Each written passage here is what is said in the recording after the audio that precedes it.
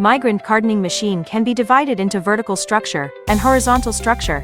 The running direction of the equipment is divided into linear type. It often contains 3 feeding mechanisms for leaflets, products, and cartons. The whole cartoning process can be divided into mainly 3 steps: carton forming, filling, and closing. The sealing way can be divided into glue spraying, flap inserting, and bottom buckling. It can be used alone or cooperated with other machine.